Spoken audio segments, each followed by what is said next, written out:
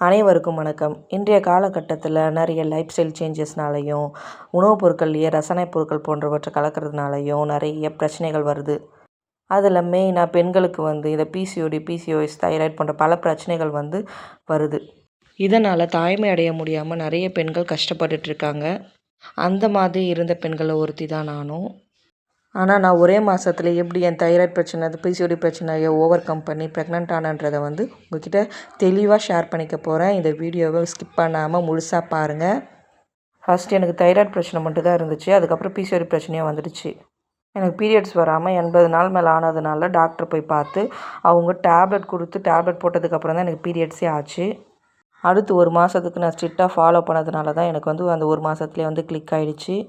நான் என்ன பண்ணேன்னா, மார்னிங் 5:30க்குலாம் எழுந்து ஃபுட்டெல்லாம் ப்ரிப்பேர் பண்ணி ஹஸ்பண்டை ஆஃபீஸ்க்கு அனுப்பிட்டு, மார்னிங் வெறும் வயிற்றில் நைட்டே சோக் பண்ண வெந்தயத்தை காலையில் டீ மாதிரி கொதிக்க வச்சு குடிச்சிடுவேன். குடிச்சிட்டு ஸ்ட்ரெயிட்டாக நான் காலையில் வாக்கிங் கிளம்பிடுவேன். வாக்கிங்னால் கொஞ்ச நேரம் கிடையாது, ஒரு 10,000 ஸ்டெப்ஸ் வாக்கிங். அது முடிச்சுட்டு தான் வருவேன். அதை எப்படி கவுண்ட் பண்ணிப்பேன்னா, ஃபோனில் அதுக்கான ஆப் இருக்குது, அதை வச்சு நான் கவுண்ட் பண்ணிப்பேன். அதுக்கப்புறம் வீட்டுக்கு பிசிஓடி யோகா அந்த மாதிரி தான் பண்ணுவேன். அதெல்லாம் எப்படி பண்ணுவேன்னா, ஃபோன் பார்த்து தான் பண்ணுவேன். ஃபோனில் அந்த வீடியோஸ் வச்சுட்டு அவங்க பண்ணுற மாதிரியே நான் பண்ண ஆரம்பித்தேன். அதுக்கப்புறம் ஒர்க் அவுட்டு, சூரிய நமஸ்காரம் அந்த மாதிரி எல்லாமே நான் செய்ய ஆரம்பித்தேன். அதை ஒரு 1.5 மணி நேரம் நான் செய்வேன். இந்த மாதிரி ஒர்க் அவுட் செய்யும் போதே 1/2 hour கேப்பில் சில ரெமடிஸ்லாம் எடுக்க ஆரம்பித்தேன். அது என்னென்னா, ஃபஸ்ட்டு மலை வெம்பாதி தைலம்.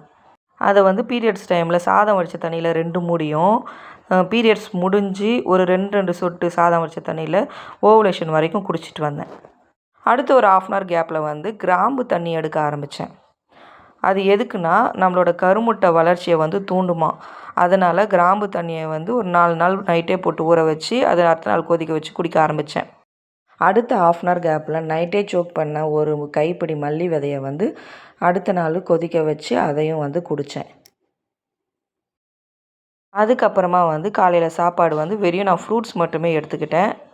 அதுக்கப்புறம் ஒரு 11:30 மணி போல் நைட்டே சோக் பண்ண 1 ஸ்பூன் சியா விதையை சாப்பிட்டேன்.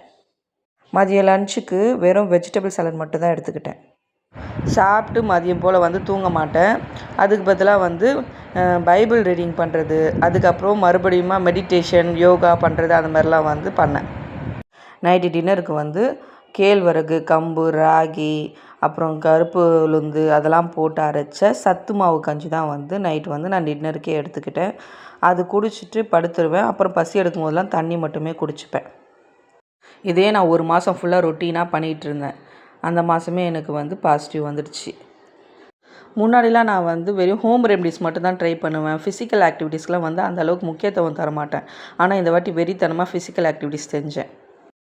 ஃபுட்டுலேயுமே ரொம்ப கான்ஷியஸாக இருந்தேன். இதை விட பெரிய காரணம் என்னென்னா, நானும் என் ஹஸ்பண்டும் கடவுள் மேலே ரொம்பவே நம்பிக்கை வச்சுருந்தோம்.